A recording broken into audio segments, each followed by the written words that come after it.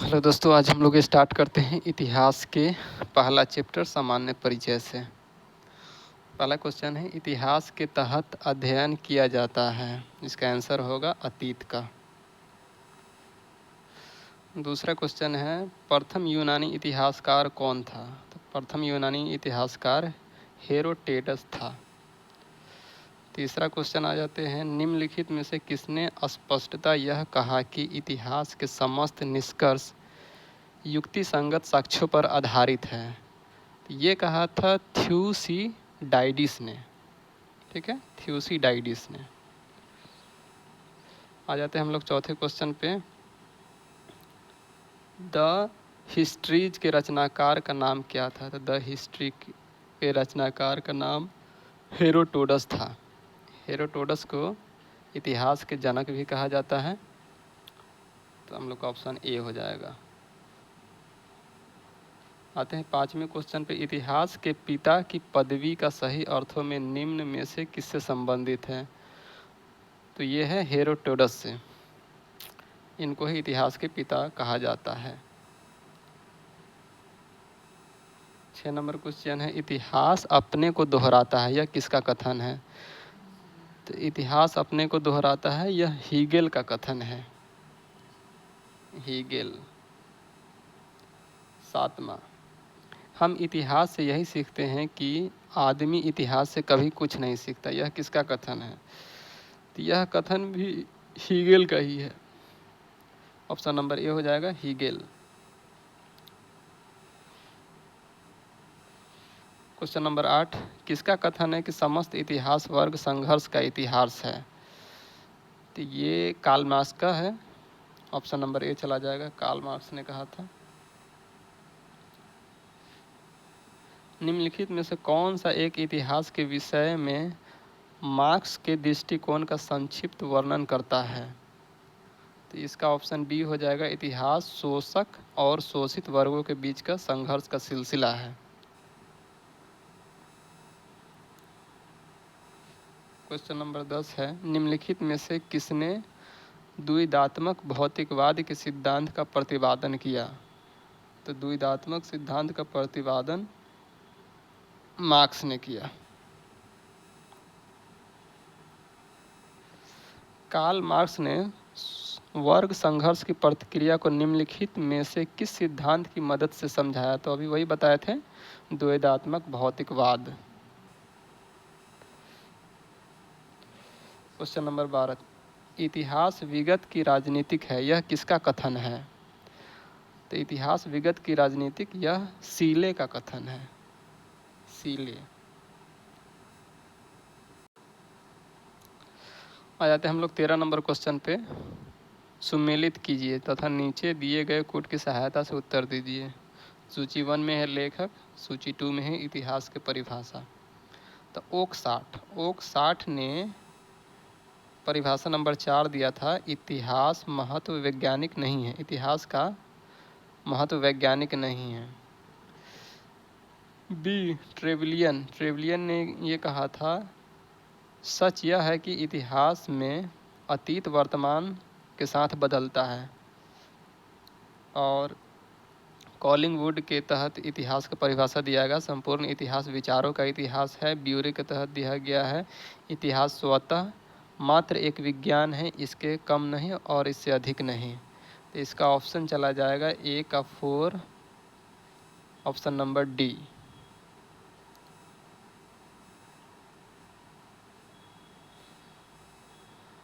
चौदह number question, किस इतिहास दार्शनिक ने यह कहा कि समस्त इतिहास समकालीन इतिहास है?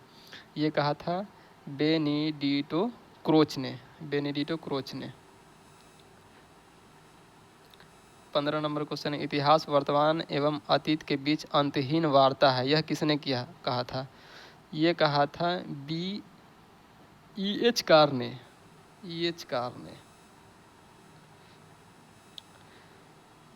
तिथियों के साथ प्रयुक्त होने वाला बीसी किसका संक्षिप्त है? तो बीसी बिफोर क्रिस्ट, मतलब ईसा मसीह के जन्म के पहले का। 17 नंबर क्वेश्चन आ जाते हैं, तिथियों के साथ प्रयुक्त होने वाला एडी का संपूर्ण रूप होता है एडी का संपूर्ण एनो डोमिनी मतलब ईसा मसीह के जन्म के बाद का समय।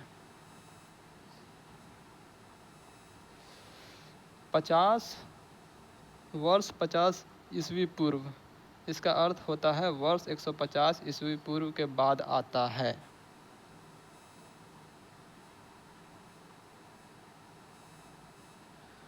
क्वेश्चन नंबर 19 है 1015 किस शताब्दी में आता है? तो 1015 मतलब 10वीं शताब्दी खत्म हो गया तो 11वीं शताब्दी में। इसका आंसर हो जाएगा ऑप्शन नंबर डी। ये सम्मिलित करना है तो विक्रम संवत हम लोग जानते हैं 58 ईस्वी पूर्व से शुरू हुआ था। शक संवत 78 ईस्वी में शुरू हुआ है। गुप्त संवत 320 ईस्वी में। कली संवत 3102 ईस्वी पूर्व में शुरू हुआ है। तो इसका आंसर हो जाएगा ए का 4 बी का 3। ए का 4 बी का 3 मतलब ऑप्शन नंबर डी।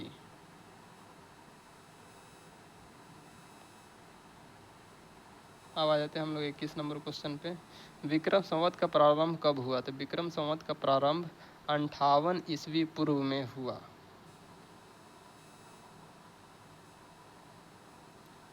शक संवत का प्रारंभ किस सम्राट के शासनकाल में 78 ईस्वी में हुआ?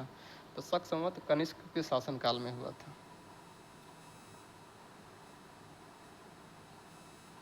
भारत के राष्ट्रीय पंचांग किस संवत पर आधारित है? तो भारत का राष्ट्रीय पंचांग शक संवत पर आधारित है।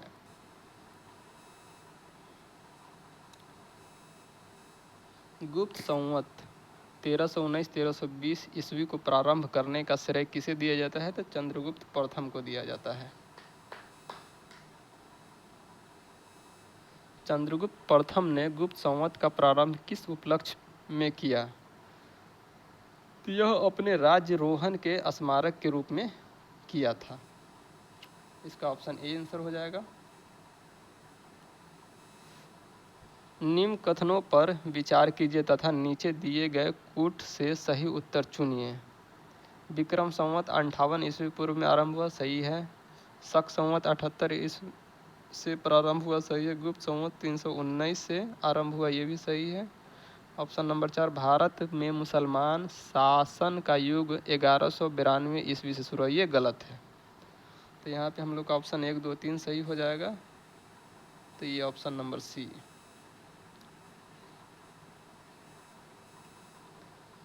क्वेश्चन नंबर 27 है हर्षवर्धन ने 606 ईस्वी में हर्ष संवत की स्थापना किस उपलक्ष्य में की थी?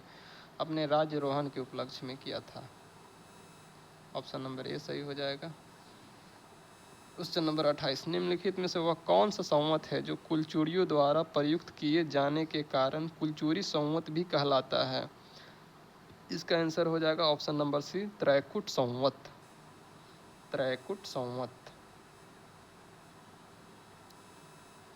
29 नंबर चालुक्य विक्रम संवत का प्रचलन किसने किया? चालुक्य विक्रम संवत का प्रचलन विक्रमादित्य चतुर्थ ने किया। ऑप्शन नंबर सी। 30 निम्नलिखित में से किसे एक नए संवत चलाने का यश प्राप्त है? तो ये लक्ष्मण सेन को प्राप्त है, जो ऑप्शन नंबर डी में है।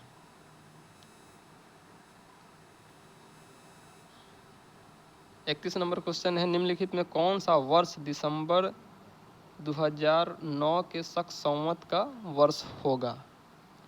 दिसंबर 2009 के शक संवत का वर्ष होगा तो मतलब 78 वर्ष आगे चला जाना है, तो हो जाएगा 7887 मतलब ऑप्शन नंबर डी हो जाएगा आंसर।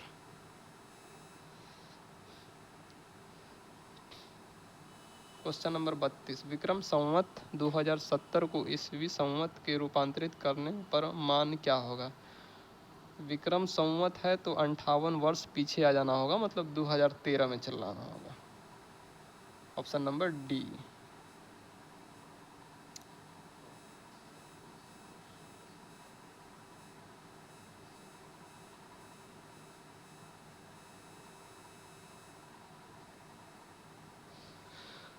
क्वेश्चन नंबर 33, विक्रम एवं शक संवत के आरंभ के बीच कितने वर्षों का अंतर है? तो ये है 135 वर्षों का अंतर है। ऑप्शन नंबर सी इसका आंसर चला जाएगा।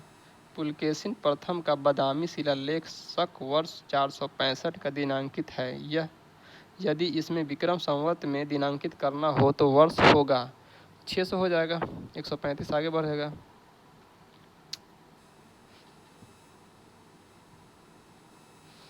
क्वेश्चन नंबर 5, राजस्थान सरकार के कैलेंडर में विक्रम संवत 2063 लिखा हुआ है तो शक संवत क्या होगा? तो 2063 लिखा हुआ है तो शक संवत हो जाएगा 1928। क्वेश्चन नंबर 36 है, पुरातत्व के विस्तार विन्यास पद्धति निम्नलिखित किसके समझाने के लिए प्रयुक्त की जाती है? तो ऑप्शन नंबर बी हो जाएगा, भौतिक अवशेष के क्रमिक निक्षेप को समझाने के लिए किया जाता है। Option number B. कार्बन 14 तिथि निर्धारण पद्धति का विकास किसने किया? तो ये विकास विलर्ड लिब्डी ने किया था। ऑप्शन नंबर डी हो जाएगा। काष्ठ, अस्थि और शंख के पुरातात्विक नमूनों का काल निर्धारण करने के लिए निम्नलिखित में से कौन सा अपनाया जाता है? तो कार्बन 14 को अपनाया जाता है डेट निर्धारण के लिए। कार्बन डेटिंग निम्न की आयु निर्धारण हेतु प्रयुक्त होती है। ये जीवाश्मों की आयु के निर्धारण के लिए प्रयुक्त होती है। ऑप्शन नंबर ए चला जाएगा। प्राग ऐतिहासिक का अंत एवं इतिहास का आरंभ तब माना जाता है जब मानव ने लिखना सीखा। ऑप्शन नंबर सी चला जाएगा। भारत के संदर्भ में ऐतिहासिक काल का आरंभ कब से माना जाता है? तो इसका ऑप्शन सी हो जाएगा, 600 ईस्वी पूर्व से।